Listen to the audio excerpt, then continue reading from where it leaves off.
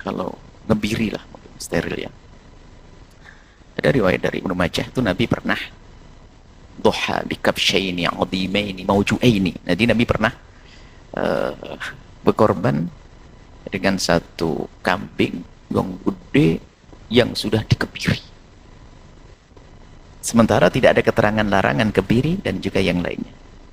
Maka ulama menjelaskan bahwasanya kebiri binatang yang halal dimakan untuk penggemukan, maka itu diperkenankan.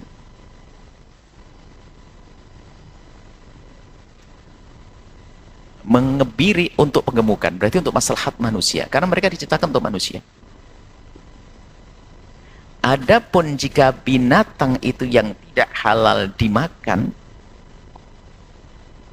pertama iseng banget, untuk apa tujuanmu? Iseng banget. Ngebiri apa coba cari? Ngebiri tikus? Pertama dulu, anggap saja kucing. Tadi pak kucing. Ngebiri kucing, oke. Jadi ulama dalam hal ini adalah, pertama dasarnya adalah jangan dianggap seperti manusia.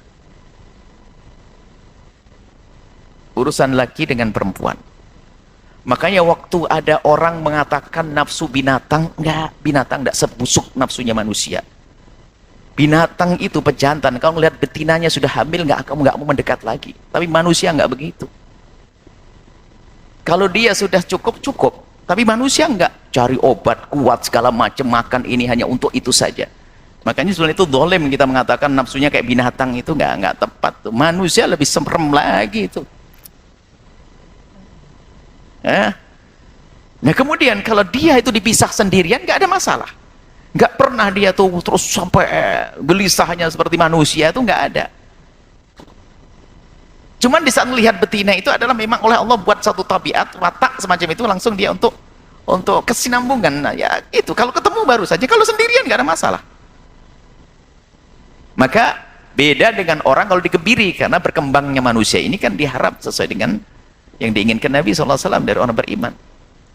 Nah, kemudian kalau binatang, maka jika binatang itu yang tidak halal dimakan, hampir jumhur mengatakan ya nggak ada masalah. Ya, tentunya dengan catatan tidak membahayakan kepada binatang yang tidak boleh dibunuh. Kalau binatang yang boleh dibunuh, mah suka-suka. Kemudian di dalam madhab kita Imam Syafi'i itu ada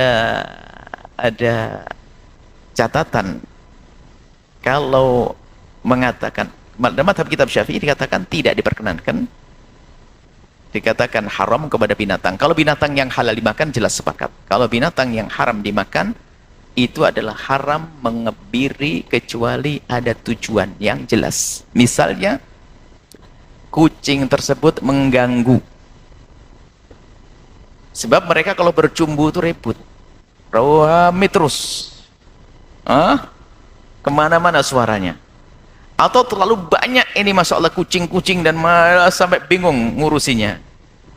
Nah, maka ngebiri itu mengurangi perkembangannya, jauh lebih kasih sayang daripada membunuhnya. Maka dikatakan oleh para ulama seperti itu, mengebiri kucing untuk tujuan kemaslahatan semacam itu ada menjadi boleh. Tapi kalau ngebirinya iseng, ngapain iseng, kurang kerjaan amat. Masuk kalau menurut madhab Syafi'i adalah haram kalau iseng. Tapi kalau ada tujuan demi kemaslahatan, misalnya biar tidak ganggu dan sebagainya, maka itu diperkenankan. Tapi menurut madhab yang lain, karena binatang nggak ada masalah. Ngebiri itu adalah seperti misalnya memberi tanda ngebiri itu adalah seperti menyakitinya, menyakiti sesaat untuk. Dan bagi binatang jika digebiri itu sisi lain dia semakin sehat. Jadi jangan dianggap binatang itu seperti manusia, urus kebutuhan seksnya itu enggak. Bahkan kerinduan kepada anak pun ya sementara di saat kecil, setelah itu lepas, lupa sih, enggak tahu anaknya. Itu hanya fitrah di masa baru-baru netes, baru-baru melahirkan dan seterusnya. Jadi sangat beda dengan manusia. Jadi intinya adalah menurut jumhur adalah boleh yang itu, baik binatang yang halal dimakan tidak dimakan, itu diperkenankan. Hanya madhab Imam Syafi'i ada sedikit aturannya, harus ada hajat yang jelas. Kalaupun tidak, Anda ikut madhab lain. Dan ini bukan dianggap sebuah kezaliman, asalkan caranya benar. Justru dibalik ini, justru kucing atau binatang itu semakin sehat dalam hal ini. Hanya tidak bisa berkembang lagi. Ini saja, wallahu a'lam bissawab.